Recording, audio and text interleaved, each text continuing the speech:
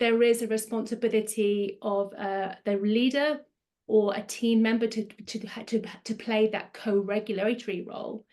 There's the responsibility of the organization to create environments, but there's a huge responsibility for the individual to be able to work on their internal environment. Because what we know about the brain is when we're looking at the constructing emotions, one of the sources for constructing emotion is interoceptive information.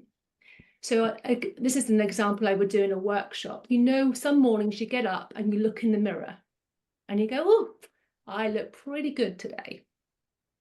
24 hours on, and perhaps you've been out the night before, you haven't slept so well. You look in the mirror and you go, oh my God, I look horrendous.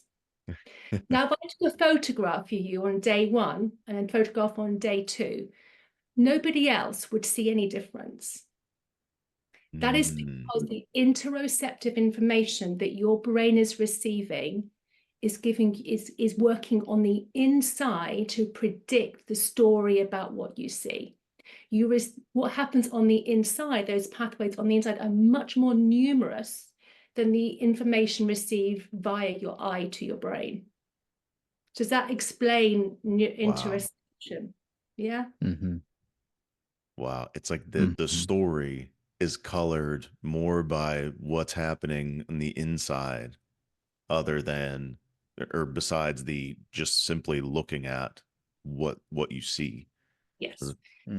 So that then translates to our world. So when we're looking at the world, it's not the world giving us information, it's our perception is directed by our internal predictive pathways, which are in part triggered by stimulated by our interoceptive information and then the story we have about the world from our past.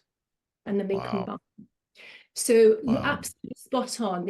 Us being able as leaders, execs, coaches, to be able to really curate our inside world, that interoceptive cues are critical.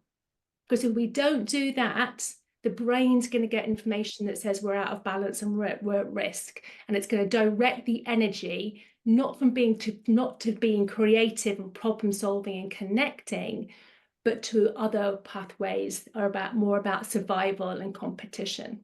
So that gets us into the situations that we were talking about, the situations that will be presented to folks, throughout their days, throughout their lives, their careers.